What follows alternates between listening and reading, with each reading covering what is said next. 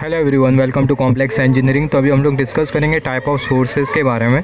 तो बेसिकली जो सोर्सेज होते हैं वो दो टाइप में क्लासीफाई किया गया और फर्दर उसको आगे क्लासीफाई किया गया है। जैसे कि फॉर एग्जांपल्स जो सोर्सेज होते हैं वो होते हैं इंडिपेंडेंट सोर्स और दूसरा होता है डिपेंडेंट सोर्स। और जो इंडिपेंडेंट सोर्स है उसको दो टाइप में क्लासीफाई किया गया है, वोल्टेज सोर्स और दूसरा करंट सोर्स। और जो वोल्टेज सोर्स है उसको फिर से दो टाइप में क्लासीफाई किया गया है, पहला है आइडियल वोल्टेज सोर्स और दूसरा है प्रैक्टिकल वोल्टेज सोर्स। और जो करंट सोर्स है उसको भी दो टाइप में क्लासीफाई किया गया है, आइडियल करंट सोर्स और प्रैक्टिकल करंट सोर्स। सिमिलरली जो डिपेंडेंट सोर्स है वो भी चार टाइप में क्लासीफाई किए गए, voltage dependent voltage source, voltage dependent current source, current dependent voltage source और करंट डिपेंडेंट करंट सोर्स। तो यहाँ पर ये जो इन डिपेंडेंट सोर्सेस होते हैं बेसिकली यूज़ किए जाते हैं सॉलिड स्टेट डिवाइसेस की मॉडलिंग के लिए। और इनफैक्ट ये जो डिपेंडेंट सोर्सेस होते हैं वो एसोसिएटेड होते हैं सॉलिड स्टेट डिवाइसेस के साथ। तो यहाँ पर अभी हम लोग बात करेंगे सभी सोर्सेज के बारे में। तो सबसे पहले स्टार्ट करते हैं आइडियल वोल्टेज सोर्स से। तो जो आइडियल वोल्टेज सोर्स होता है उसका जो सिंबल होता है वो कुछ इस तरीके से होता है। यहाँ पर हम लोग देख सकते हैं फिगर में एरो की कर्सर की टिप प्लस माइनस हम लोग कंसीडर करते हैं और उसके अक्रॉस हम लोग ड्रॉ करते हैं सर्कल। तो यहाँ पर ये आइडियल वोल्टेज सोर्स की सिंबल होती है। सिमिलरली अगर हम लोग एसी सर्किट कंसीडर करें तो जो आइडियल वोल्टेज सोर्स की जो सिंबल होगी वो कुछ इस तरीके से होगी। इसके आगे हम लोग लिख सकते हैं v m sine omega t. अगर साइनोसॉइडल वेव अगर साइन फंक्शन है तो हम लोग लिखेंगे v m sine omega t. और साइनोसॉइडल वेव अगर कोसाइन फंक्शन है तो हम लोग कंसीडर करेंगे v m cos omega t. तो यहाँ पर अगर हम लोग देखें, अगर हम एसी सर्किट कंसीडर करेंगे या फिर अगर एसी सर्किट होती है तो उस केस में हम लोग यूज़ करेंगे ये वाला आइडियल वोल्टेज सोर्स। और अगर डीसी सर्किट होती है तो हम लोग आइडियल वोल्टेज सोर्स को कुछ इस तरीके से शो करते हैं। तो आइडियल वोल्टेज सोर्स के बारे में हम लोग यहाँ पर पहला मैथमेटिकली डिस्कस करेंगे कुछ इक्वेशंस के रेस्पेक्ट में। आइडियल वोल्टेज सोर्स और जो प्रैक्टिकल वोल्टेज सोर्स होगा दोनों को हम लोग डिस्क्राइब करेंगे। फिर उसके बाद आइडियल करंट सोर्स और जो प्रैक्टिकल करंट सोर्स होगा उसको भी हम लोग मैथमेटिकली समझेंगे। फिर दोनों को हम लोग थ्योरेटिकली भी समझेंगे। तो यहाँ पर अगर हम लोग देखें सबसे पहला जो आइडियल वोल्टेज सोर्स होता है, सबसे पहला बात करेंगे आइडियल वोल्टेज सोर्स के बारे में। आइडियल वोल्टेज सोर्स को हम लोग कुछ इस तरीके से शो करते हैं। यहाँ पर ये आइडियल वोल्टेज सोर्स की सिंबल, यहाँ पर हमने कंसीडर किया ये लोड के अक्रॉस जो वोल्टेज होगा वो होगा टर्मिनल वोल्टेज। यहाँ पर ये जो आइडियल वोल्टेज सोर्स है उसके बेसिकली दो टर्मिनल हो गए। तो टर्मिनल के अक्रॉस जो वोल्टेज होगा वो जो टर्मिनल है वो ये वाला टर्मिनल और ये वाला टर्मिनल, जिसको हमने प्लस साइन और नेगेटिव माइनस साइन से कंसीडर किया है। तो यहाँ पर ये जो टर्मिनल के अक्रॉस जो वोल्टेज होगा उसको हम लोग बोल सकते हैं टर्मिनल वोल्टेज। और जो लोड करंट होगा उसको हमने शो किया आई सब्सक्रिप्ट एल से।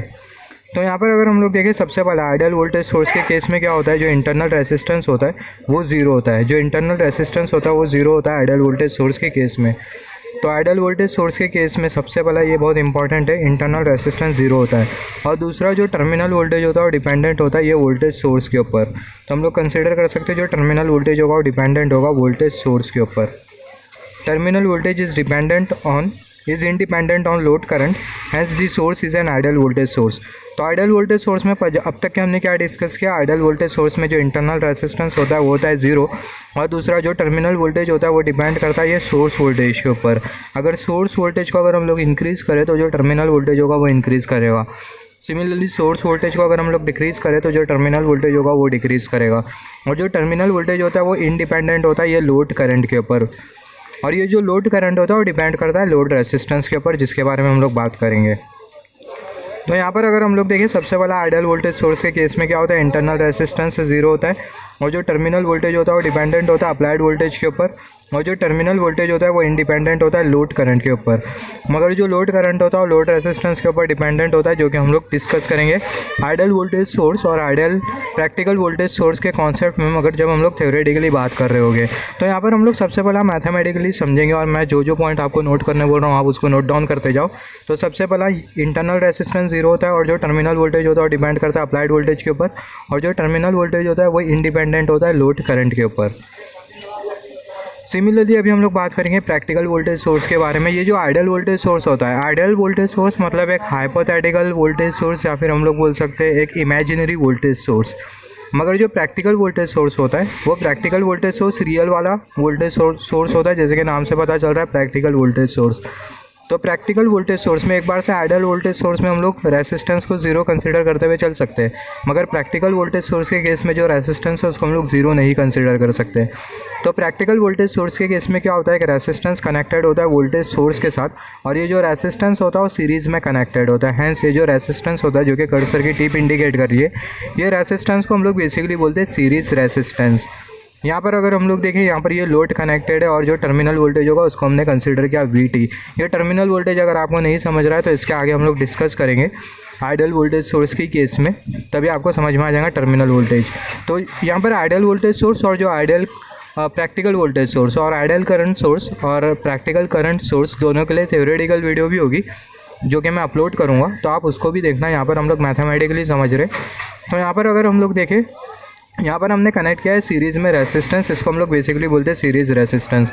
तो अगर हम लोग पूरे लूप में अगर किरचॉफ्स वोल्टेज लॉ लगाए तो हम लोग लिख सकते हैं जो अप्लाइड वोल्टेज होगा वो बराबर में होगा, आई मीन ये जो वोल्टेज होगा वो माइनस IL/RS। यहाँ पर ये जो IL/RS है वो क्या है, जो सीरीज़ रेसिस्टेंस के अक्रॉस जो वोल्टेज ड्रॉप है वो माइनस जो टर्मिनल वोल्टेज है वो इक्वल टू 0। तो यहाँ पर अगर आपको किरचॉफ्स वोल्टेज लॉ पता नहीं है तो आप इसको एनी हाउ मेमोराइज कर लो। हम लोग डिस्कस करेंगे किरचॉफ्स वोल्टेज लॉ के बारे में बहुत डिटेल में। इसके आगे हम लोग लिख सकते हैं, अगर हम लोग टर्मिनल वोल्टेज के लिए इक्वेशन बनाना चाहें तो हम लोग लिख सकते हैं terminal voltage is equal to V minus IL into RS। तो यहाँ पर अगर हम लोग देखें, ये जो IL है लोड करंट के साथ, IL क्या है, लोड करंट के साथ माइनस साइन है। यहाँ पर अगर हम लोग देखें लोड करंट के साथ माइनस साइन है और यहाँ पर हमने कंसिडर किया ये है टर्मिनल वोल्टेज। तो अगर हम लोग देखें लोड करंट के साथ माइनस साइन है और टर्मिनल वोल्टेज दोनों के बीच का जो रिलेशन होगा वो इन्वर्स होगा, क्योंकि जो लोड करंट है उसके साथ माइनस साइन है। तो अगर टर्मिनल वोल्टेज अगर इंक्रीज़ करता है तो जो लोड करंट होगा वो डिक्रीज़ करेगा, या फिर बोल सकते हैं जो लोड करंट अगर वो डिक्रीज़ करेगा तो उस केस में जो टर्मिनल वोल्टेज होगा वो इंक्रीज़ करेगा। सिमिलरली अगर लोड करंट अगर इंक्रीज़ करता है तो उस केस में जो टर्मिनल वोल्टेज होगा वो डिक्रीज़ करेगा। ये बहुत इंपॉर्टेंट है। और यहाँ पर अगर हम लोग देखें आइडियल प्रैक्टिकल वोल्टेज सोर्स के केस में आपको यही बहुत इंपॉर्टेंट है रिमेंबर करना, अगर लोड करंट डिक्रीज़ करेगा तो जो टर्मिनल वोल्टेज होगा वो इंक्रीज़ करेगा, और लोड करंट अगर इंक्रीज़ करेगा तो टर्मिनल वोल्टेज डिक्रीज़ करेगा। मतलब जो टर्मिनल वोल्टेज होता है प्रैक्टिकल वोल्टेज सोर्स के केस में, जो टर्मिनल वोल्टेज होता है वो इंडिपेंडेंट होता है ये वोल्टेज सोर्स के ऊपर, जो टर्मिनल वोल्टेज होता है वो डिपेंडेंट होता है लोड करंट के ऊपर। जैसे कि हमने यहाँ पर डिस्कस किया था, जो टर्मिनल वोल्टेज होता है आइडियल वोल्टेज सोर्स के केस में जो टर्मिनल वोल्टेज होता है वो डिपेंडेंट होता है किसके ऊपर, ये वोल्टेज सोर्स के ऊपर, और इंडिपेंडेंट होता है लोड करंट के ऊपर। मगर प्रैक्टिकल वोल्टेज सोर्स के केस में क्या होता है, जो टर्मिनल वोल्टेज होता है वो डिपेंडेंट होता है लोड करंट के ऊपर और इंडिपेंडेंट होता है अप्लाइड वोल्टेज के ऊपर, जो वोल्टेज सोर्स होता है उसके ऊपर इंडिपेंडेंट होता है। सिमिलरली यहाँ पर अगर हम लोग देखें अगर लोड करंट अगर 0 हो जाएगा तो उस केस में क्या होगा, तो लोड करंट अगर 0 हो जाएगा तो ये पूरा जो टर्म होगा वो 0 हो जाएगा। IL इंटू R सब स्क्रिप्ट में होगा, ये S, ये R इंटू S नहीं, ये जो S होगा वो सब स्क्रिप्ट में होगा। तो ये जो R इंटू S और ये जो IL होगा, R सब स्क्रिप्ट में S और ये I सब स्क्रिप्ट में L, ये पूरा 0 हो जाएगा अगर हम लोग लोड करंट 0 कंसिडर करें तो हमें मिल जाएगा VT equal to V minus 0 into RS, ये तो पूरा हो जाएगा 0, तो हमें मिल जाएगा terminal voltage is equal to applied voltage. तो यहाँ पर अगर हम लोग देखें जब लोड करंट 0 होता है तो उस केस में क्या होता है, जो टर्मिनल वोल्टेज होता है वो बराबर में होता है वोल्टेज सोर्स के, या फिर बोल सकते हैं अप्लाइड वोल्टेज के। सिमिलरली अगर टर्मिनल वोल्टेज 0 होता है तो उस केस में क्या होगा, जब टर्मिनल वोल्टेज 0 होगा तो उस केस में जो लोड करंट होगा वो बराबर में होगा applied voltage divided by series resistance के। तो यहाँ पर अगर हम लोग देखें, जब सबसे पहला जो इंटरनल रेसिस्टेंस होता है प्रैक्टिकल वोल्टेज सोर्स के केस में, जो इंटरनल रेसिस्टेंस होता है वो नॉन ज़ीरो होता है, इंटरनल रेसिस्टेंस एग्जिस्ट कर रहा होता है प्रैक्टिकल वोल्टेज सोर्स के केस में। और जो लोड करंट होता है, जैसे कि हमने डिस्कस किया, लोड करंट इन्वर्सली प्रोपोर्शनल होता है, जो लोड करंट होता है वो इन्वर्सली प्रोपोर्शनल होता है टर्मिनल वोल्टेज के साथ। जैसे कि हमने यहाँ पर डिस्कस किया, जो लोड करंट होता है वो इन्वर्सली प्रोपोर्शनल होता है टर्मिनल वोल्टेज के साथ। या फिर बोल सकते हैं जो टर्मिनल वोल्टेज और जो लोड करंट है दोनों के बीच का जो रिलेशन होता है वो इन्वर्स होता है। अगर लोड करंट अगर इंक्रीज़ करेगा तो उस केस में जो टर्मिनल वोल्टेज होगा वो डिक्रीज़ करेगा। तो जो लोड करंट होता है वो इन्वर्सली प्रोपोर्शनल होता है टर्मिनल वोल्टेज के साथ। और सिमिलरली जब टर्मिनल वोल्टेज 0 के बराबर में होगा, जैसे कि हमने डिस्कस किया था, जब टर्मिनल वोल्टेज 0 के बराबर में होगा, load current is equal to the applied voltage and the internal resistance. तो जब टर्मिनल वोल्टेज 0 के बराबर में होगा तो उस केस में जो लोड करंट होगा बराबर में होगा वोल्टेज सोर्स के, और जो इंटरनल रेसिस्टेंस है उसके साथ इन्वर्सली प्रोपोर्शनल होगा। आई मीन इंटरनल रेसिस्टेंस नहीं, ये इंटरनल रेसिस्टेंस नहीं, ये सीरीज रेसिस्टेंस है। Sorry, this is not an internal resistance, ये इंटरनल रेसिस्टेंस नहीं है, सीरीज रेसिस्टेंस है। तो जब टर्मिनल वोल्टेज 0 होगा, तो उस केस में क्या होगा, जो लोड करंट होगा वो डायरेक्टली प्रोपोर्शनल होगा अप्लाइड वोल्टेज के साथ और इन्वर्सली प्रोपोर्शनल होगा सीरीज रेसिस्टेंस के साथ। तो ये अगर मैथमेटिकली अगर आपको नहीं समझ रहा है या फिर आपको समझ गया तो बहुत अच्छी बात है, आप ये मैथमेटिकल इक्वेशंस कंसीडर कर सकते हो और चीज़ों को डिफाइन कर सकते हो मैथमेटिकल रिलेशन के हेल्प से। अगर आपको नहीं समझा अभी तक के तो कोई बात नहीं, इसके आगे हम लोग थ्योरेटिकल कॉन्सेप्ट डिस्कस करेंगे और थ्योरेटिकल कॉन्सेप्ट से भी आप बोल सकते हो कि आइडियल वोल्टेज सोर्स और प्रैक्टिकल वोल्टेज सोर्स क्या होता है। तो मैं अब तक के आपको बता दूं अब तक के हमने क्या डिस्कस किया। आइडियल वोल्टेज सोर्स, सबसे पहले आइडियल वोल्टेज सोर्स के बारे में हमने बात किया। आइडियल वोल्टेज सोर्स एक ऐसा वोल्टेज सोर्स होता है जिसमें जो टर्मिनल वोल्टेज होता है वो डिपेंड करता है अप्लाइड वोल्टेज के ऊपर, और दूसरा जो टर्मिनल वोल्टेज होता है वो इंडिपेंडेंट होता है लोड करंट के ऊपर, और तीसरा हमने डिस्कस किया जो इंटरनल रेजिस्टेंस होता है आइडियल वोल्टेज सोर्स के केस में वो होता है ज़ीरो। अभी हम लोग बात करेंगे प्रैक्टिकल वोल्टेज सोर्स के बारे में। तो मैं जो बोल रहा हूँ आप उसको नोट डाउन करते जाओ थ्योरेटिकली। प्रैक्टिकल वोल्टेज सोर्स के केस में क्या होता है, जो टर्मिनल वोल्टेज होता है वो डिपेंडेंट होता है लोड करंट के ऊपर, फर्स्ट पॉइंट। दूसरा पॉइंट, अगर टर्मिनल वोल्टेज इंक्रीज़ करेंगे तो लोड करंट डिक्रीज़ करेगा, फिर लोड करंट अगर डिक्रीज़ करता है तो जो टर्मिनल वोल्टेज होगा वो इंक्रीज़ करेगा, और लोड करंट अगर इंक्रीज़ करता है तो जो टर्मिनल वोल्टेज होगा वो डिक्रीज़ करेगा। तीसरा पॉइंट, जो प्रैक्टिकल वोल्टेज सोर्स होता है उसमें सीरीज़ रेसिस्टेंस होता है, सीरीज़ में एक रेसिस्टेंस कनेक्टेड होता है। चौथा पॉइंट आप नोट डाउन करो, जब लोड करंट ज़ीरो होगा तो उस केस में जो टर्मिनल वोल्टेज होगा वो बराबर में होगा अप्लाइड वोल्टेज सोर्स के, मतलब वो जो वोल्टेज सोर्स हमने जो कनेक्ट किया उसके। सिमिलरली यहाँ पर अगर हम लोग देखें, just wait for a second, similarly जब टर्मिनल वोल्टेज ज़ीरो के बराबर में होगा तो उस केस में जो लोड करंट होगा वो बराबर में होगा वोल्टेज सोर्स और इन्वर्सली प्रोपोर्शनल होगा सीरीज़ रेसिस्टेंस के साथ। तो यहाँ पर हमने डिस्कस किया आइडियल वोल्टेज सोर्स और प्रैक्टिकल वोल्टेज सोर्स के बारे में। अभी हम लोग डिस्कस करेंगे आइडियल करंट सोर्स और प्रैक्टिकल करंट सोर्स के बारे में। तो आइडियल करंट सोर्स ऑब्वियसली एक ऐसा करंट सोर्स होगा जो कि आइडियल होगा, या फिर बोल सकते हैं हाइपोथेटिकली एग्जिस्ट कर रहा होगा, इमेजिनरी एग्जिस्ट कर रहा होगा। तो ऑब्वियसली इसमें भी जो रेसिस्टेंस होगा वो होगा ज़ीरो। आप रेसिस्टेंस ज़ीरो भी कंसीडर कर सकते हो या फिर इनफाइनाइट भी कंसीडर कर सकते हो अगर आप इतने एडवांस नहीं हो तो यहाँ पर अगर हम लोग देखें, यहाँ पर हमने कंसीडर किया ये आइडियल करंट सोर्स, ये आइडियल करंट सोर्स में हमने कंसीडर किया ये है रेसिस्टेंस, यहाँ पर ये है लोड, और जो आइडियल करंट सोर्स की जो सिंबल होती है वो कुछ इस तरीके से होती है। तो होता क्या, आइडियल करंट सोर्स में क्या होता है, जो रेसिस्टेंस होता है यहाँ पर, ये जो रेसिस्टेंस है वो करंट सोर्स के साथ पैरेलली कनेक्टेड है, हम लोग देख सकते हैं। तो जो रेसिस्टेंस है करंट सोर्स के साथ पैरेलली कनेक्टेड है। तो बेसिकली होता क्या है, ये जो रेसिस्टेंस की जो वैल्यू होती है इसको हम लोग सबसे पहला बोलते हैं शंट रेसिस्टेंस, जो कि कर्सर की टिप इंडिकेट कर रही है। तो जो शंट रेसिस्टेंस होता है इसकी जो वैल्यू होती है वो इनफाइनाइट होती है। अगर इसकी वैल्यू इनफाइनाइट होती है तो इसका सिंपल मतलब ये होता है कि यहाँ पर रेसिस्टेंस एग्जिस्ट नहीं कर रहा होता है। तो जो आइडियल करंट सोर्स होता है उसका जो सिंबल होता है, जो आइडियल करंट सोर्स होता है उसको हम लोग कुछ इस तरीके से कंसीडर करते हैं। जो शंट रेसिस्टेंस होता है वो होता है इनफाइनाइट, और यहाँ पर हम लोग कंसीडर करते हैं लोड, और यहाँ पर ये है करंट सोर्स और ये है लोड करंट। तो shunt resistance ideal current source के केस में हम लोग कंसीडर करते हैं शंट रेसिस्टेंस। जो शंट रेसिस्टेंस होता है वो होता है इनफाइनाइट ओम का आइडियल करंट सोर्स के केस में। तो यहाँ पर अगर हम लोग देखें, in ideal current source has internal resistance of infinite ohm. जो आइडियल करंट सोर्स होता है उसका इंटरनल रेसिस्टेंस होता है जिसकी जो वैल्यू होती है वो होती है इनफाइनाइट ओम।